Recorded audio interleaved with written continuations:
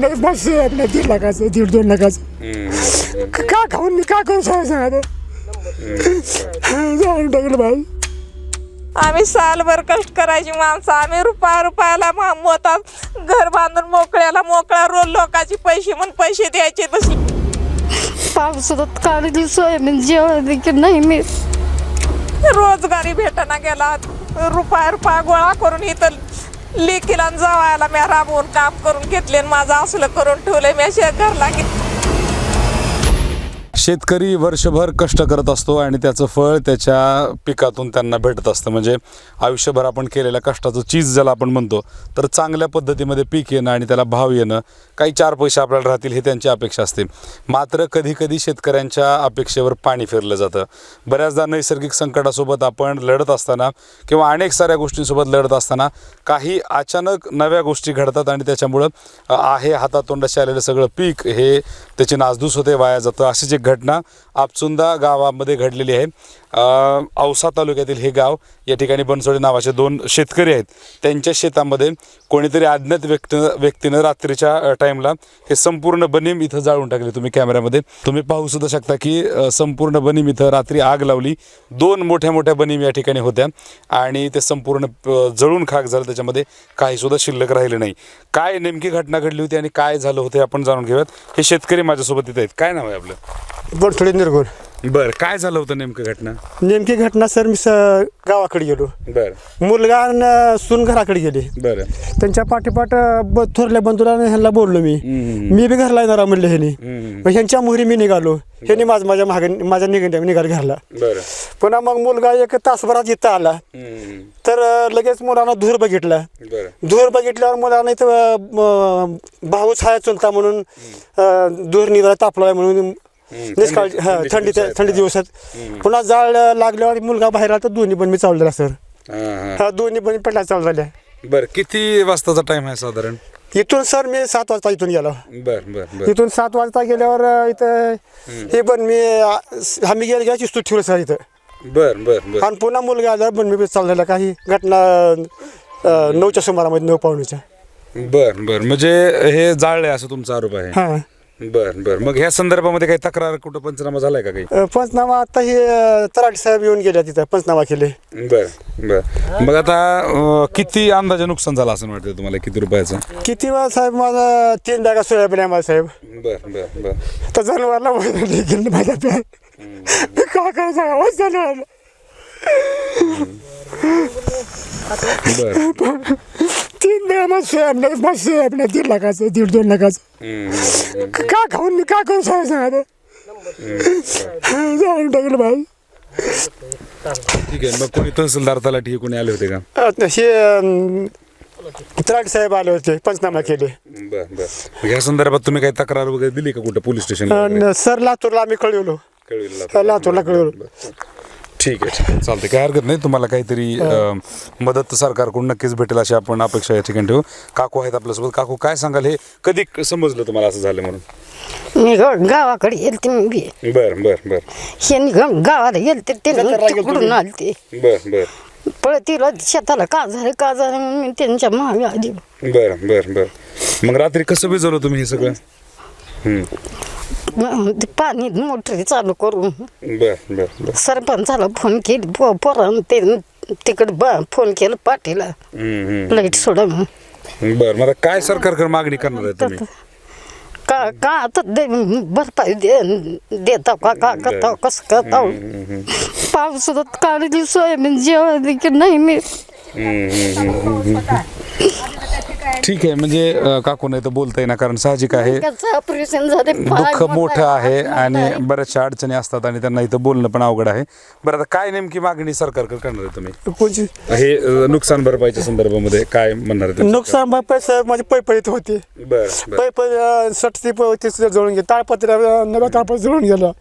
बरं इथं सोयाबीनच्या ठिकाणा जळून गेला इथं. हे बरं बरं. म्हणजे दुसरं पण मोठं नुकसान? हा नुकसान झालं. रस्ता नको इथं. काही 2 वर्ष झालं इथं का हे मुरुम पडलेला रस्ता नाही. आम्ही खळ केला असतो आम्ही.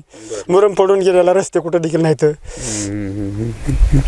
ठीक आहे, म्हणजे एकंदरीत रस्त्याची पण अडचण होती यांना आणि लवकर येता पण आलं नाही तिकडून, समजा रस्ता खराब असल्यामुळं आणि त्याच्यामुळे हे सगळं जळून इथं हा बरोबर खळे झाले असते. रस्ता माती काम जायची साधारण काही वाहनं हरलेली मी- जेसीबीला पुन्हा पैसे कुठले घालू जेसीबी वाढायला बाहेर काढायची. होय, होय. ती वाहनं टेम्पो अडकायचा मध्ये जेसीबी वाजायला पुन्हा बोलायचं जेसीबीला 2000 मागायचं 3000 मागायचं.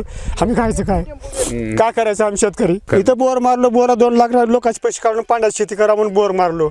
पुन्हा बोरला पाणी लागलं. पुन्हा निसर्ग चालू झाल्यावर काही करावं म्हणलं तर निसर्ग वरून चालू झाला. काय उत्पन्न काढायचं आम्ही काय खायचं सर बोला आम्ही का करायचं काय शेतामध्ये. बरं, ह्याच्या व्यतिरिक्त दुसरं काय करता का तुम्ही? फक्त शेतीच? शेतीच करता येतं. बरं, फक्त शेतीच. हा शेती. बर बर नाही ठीक आहे. म्हणजे एकंदरीत सगळी अडचण आता मी गावामधूनच आलो यांच्याकडं, तर जवळपास आम्हाला 2-2.5 किलोमीटर 2 व्हीलरवर यावं लागलं. तेही रस्ता नीट नाही, त्याच्यासुद्धा आपल्याला थांबत यावं लागतंय. म्हणजे ट्रॅक्टर किंवा मळणी यंत्र इथपर्यंत येत नाहीत. ही सगळी अडचण आहे. किंवा एखादी अशी इमर्जन्सी असेल तर तुम्हाला फास्ट शेतामध्ये पण येत नाही. तर सरकारने याकडे सुद्धा लक्ष दिलं पाहिजे. फक्त एकच बाजू लक्षात न घेता ह्याला मुळासकट हे प्रॉब्लेम इथं संपवले पाहिजेत. बरीचशी अडचण आहे. या दोघांनाही सध्या बोलतं करणं खूप अवघड आहे, कारण दुःख मोठं आहे. एवढं मोठं नुकसान झालेलं आहे आणि आता बऱ्याचशा गोष्टी ह्याच्यावर असतात. कोणाचे पैसे वगैरे घेतलेले, कोणाचं कर्ज वगैरे देणं आणि याच्यामध्ये बरेचसे पैसे पण गेले ते सगळं काढण्यामध्ये. बघूया सरकार याला कशा पद्धतीने यांना मदत करते किंवा काय होतं. आणखी एक दुसरी बाजूला शेतकरी त्यांच्या भावाचंच शेती आहे, तिथं पण आपण जाऊन पाहणार आहोत की नेमकं काय घडलं होतं. 50-100 फूट अंतरावरच दुसरी पण इथं बनीम जाळलेली आहे शेतकऱ्यांची.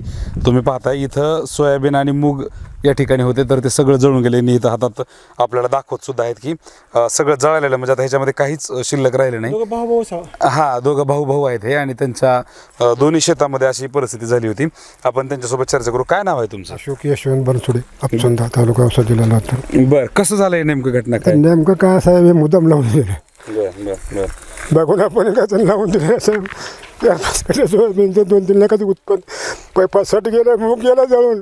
वाट नाही इकडून यायला, इकडून येऊ म्हणते इकडून वाट नाही आम्हाला. वड्यात तिथं पूल नाही, वडा माय घावला कमरला पाणी, त्याच्यामुळे ही रास डुकली. कुणाला आम्ही कामाला शेतकरी कुठं काय झालं काय कुणाचं नाही देणं नाही घेणं. लोकांचं देणं आहे माझ्या मागं 10 लाख, घर बांधलं गेल्या वर्षी 20 लाखाचं. कशानं द्यावं ही देवा म्हणतं, हे मुद्दाम लावून दिलं. हे कणसाला ध्यान ठेवून घरला गेलेलं बघून लावून दिले साहेब. आत्तापर्यंत आमचे रुपयाचे कोण कुलस्कान केले नाही. 100 वर्षाला कधी कोण कुणाला आमच्या तनशाला हात लावा नाही, आत्ताच केले माझे. हे दोघा भावाचं पण मी मुद्दाम लावून दिलेलं आहे. बरं, किती तुमचं हे सगळं पीक काढण्यामध्ये खर्च झाला असं अंदाजे काही? कमीत कमी 50-60 हजार रुपये नुसतं कळा गेला साहेब. 2-3 लाखाचा पुरस्कार आहे माझे. रोजगारी मुलगीच्या मागं 800-900 रुपये हजेरी, 500 रुपये हजेरी. काढायचं कसं घालायचं कसं, वाटामुळे हे आमची रास रोखली. वाट आहे त्याने लोकांनी घरी नेऊन खाय टाकले, आम्ही कसं टाकायचं. मागं तर आम्ही सोयाबीन हर एकदाच खळा करून येत होतो. आता करा म्हणून पोते आणला, रास आणला, ठेवला, दाबनं दोरे आणला, नका रात्री लावून दिले मुद्दा. आम्ही 7ला इथून मी निघून गेलो, 9 वाजता बनवून लावून दिले. दोघे भाऊ घरला गेला, काय होते म्हणून. आता कवाच काय झालं नाही आमचं, कधी मनात बी आलं नाही? मनात बी नाही, संशय नाही आमचं. कधी खोप गेलं नाही आमचं, कोण नुकसान बी केलं नाही. वडिलापासूनचे आत्तापर्यंत आमच्यापर्यंत आम्ही कुणाचं रुपयाचं नुकसान कधी केलं नाही. ही गाणं जाऊन मुद्दाम बरे होल्यात म्हणून हे असलं केलं. बाबांना बरोबर पडलं, त्याच्या मागे 2-4 लाख देणं झाले. मी घर बांधलं गेल्या वर्षी माझ्या मागे 5 लाख देणं झाले. आणि हे लावून मुद्दाम दिल्या.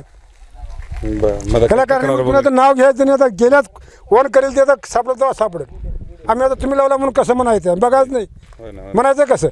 तुम्ही याला हे वाटणं येऊ म्हणतो, इकडून वाणी ना मशीन ना, इथून एक वाट आहे, इथं कमरला पाणी आहे, चिक्कुल मग गाळ, कसं रास न्यायची.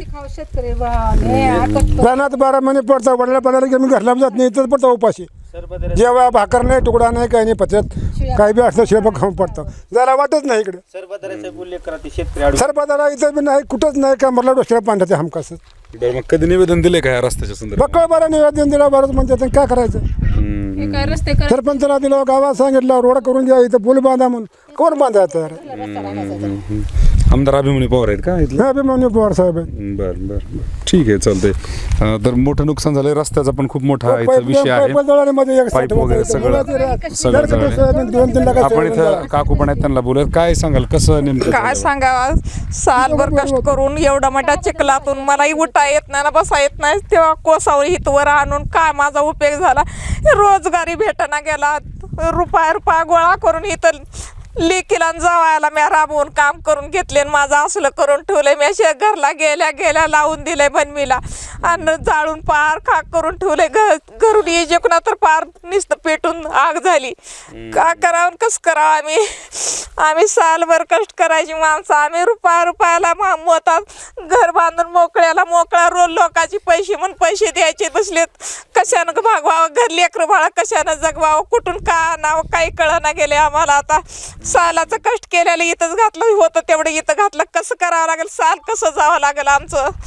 ठीक आहे, सरकार काहीतरी मदत करेल, आपण बघूयात. म्हणजे ह्याच्यावर बरेचसे नियोजन होते पुढे की बऱ्याचशा लोकांचे पैसे देणेकरी असतात आणि हे सोयाबीनचं खळं झाल्यानंतर हे माल विकला गेल्यानंतर काहीतरी लोकांचं देणं होईल असं त्यांना वाटत होतं. परंतु हे सगळं न होता इथं वेगळाच विषय झाला किंवा सगळ्या स्वप्नांवर पाणी फिरलं आपण असं म्हणायला हरकत नाही. गव्हर्नमेंटने पण याच्याकडं व्यवस्थित लक्ष दिलं पाहिजे. विशेषतः औषधचे आमदार आहेत अभिमन्यूजी पवार आणि ते शेतकऱ्यांचा हा प्रश्न मार्गी लावतील याच्यामध्ये काही शंका नाही. त्यांनी सुद्धा या प्रकरणामध्ये लक्ष दिलं पाहिजे आणि खासदार आहेत ओमराजे निंबाळकर, त्यांनी सुद्धा या प्रकरणामध्ये सविस्तर लक्ष देऊन हा फक्त एका किंवा दोन शेतकऱ्यांचा प्रश्न नसून या परिसरातील अनेक सारे शेतकरी आहेत की ज्यांना हा रस्त्याचा प्रॉब्लेम आहे आणि निव्वळ रस्ता नसल्यामुळं इथं यांना खळं करायला उशीर झाला. हा माल त्यांनी तेव्हाच घेऊन गेले असते परंतु बऱ्याचशा सुविधा इथं नाहीत, त्यामुळे सगळ्या गोष्टींची अडचण झाली.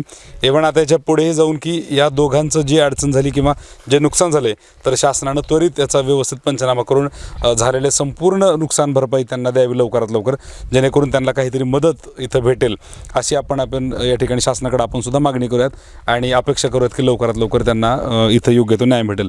त्याचबरोबर ज्यांनी कोणी हे जाळले किंवा मुद्दाम केले त्यांना सुद्धा कडक शासन झालं पाहिजे, त्यांना सुद्धा योग्य ती सजा भेटणं इथं गरजेचं आहे, जेणेकरून अशा पद्धतीने कोणीही कोणाला त्रास देऊ नये. तुम्ही पाहताय महाराष्ट्र जीवन न्यूजचं हे विशेष अपडेट. जास्तीत जास्त लोकांपर्यंत शेअर करा. सगळ्याबद्दल तुम्हाला काय वाटतं हे नक्की कळवा. व्हिडिओ जर्नलिस्ट आणि माझे सहकारी आदित्य यांच्यासोबत मी व्यंकटेश नरसिंगे, महाराष्ट्र जीवन न्यूजसाठी आपसुंदा औसा.